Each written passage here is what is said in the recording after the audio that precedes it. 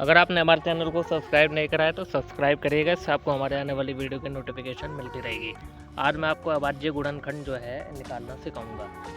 तो सबसे पहले हम अभाज्य संख्या देखेंगे। अभाज्य संख्या वे संख्या होती है जो 3 से बिना कटे। 2 है आपका, 3 है, 5 है, 7 है आपका। उसके बाद 9 जो है 3 से कट जाता है आपका, और उसके बाद जो है 11 है, 13, 15 जो है आपका 3 से कट जाता है आपका 3 से, तो 15 अभाज्य संख्या नहीं है, 15 विषम संख्या है। उसके बाद जो है आपकी 17 है। तो इस टाइप से अभाज्य संख्या है। तो आइए अब हम जो है इस सवाल को जो है करते हैं। अपने अभाज्य संख्या जो है पता देख लिया कि अभाज्य संख्या जो है किसे कहते हैं। तो इस सवाल को करने के लिए सबसे पहले आप जो है संख्या 30 देखेंगे, इसका आप एलसीएम लेंगे।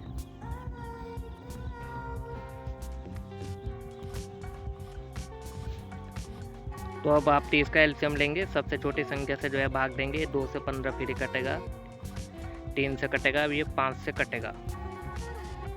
तो 2 गुणा 3 गुणा 5 जो है इसका एलसीएम आ गया है। अब आप इसके ऊपर घात चढ़ा देंगे, यानी पावर, एक एक पावर है इनकी। अब आप देखेंगे कि तीनों संख्याएं कैसी है। हम देख रहे हैं कि तीनों संख्याएं जो हैं अभाज्य हैं। तो ये तीनों संख्याएं अभाज्य है। अगर आपको अभाज्य गुणनखंड निकालना है तो इसमें आप केवल अभाज्य संख्या ही लेंगे।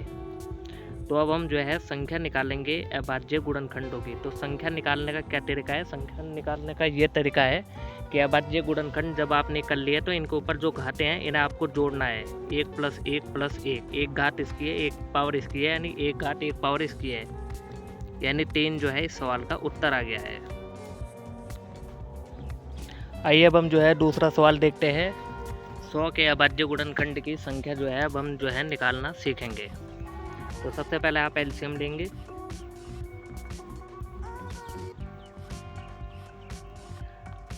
दो से आप जो है इसको काटना शुरू करेंगे, 50 फिर कटेगा। 2 से आप काटेंगे, 25 फिर कटेगा। अब ये 2 से नहीं कटेगा, अब ये 5 से कटेगा।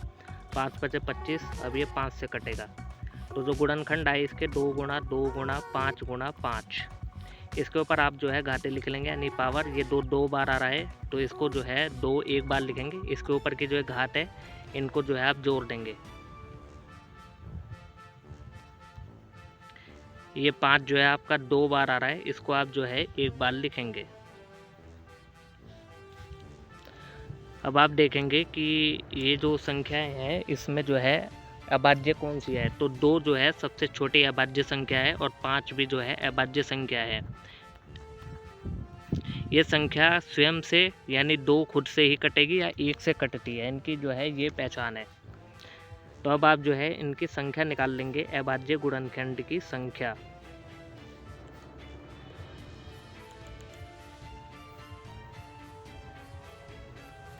तो संख्या निकालने का क्या तरीका है? अभाज्य गुणनखंड की संख्या निकालने का ये तरीका है कि आप जो घात दे रखी है बस आप जो है घातों को जोड़ देंगे।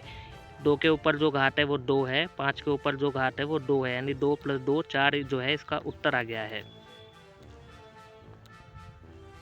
आइए अब हम जो है प्रैक्टिस के लिए एक और सवाल देखेंगे। 60 के अभाज्य गुणनखंड की संख्या बताइए। सबसे पहले आप जो है 60 का एलसीएम निकालेंगे।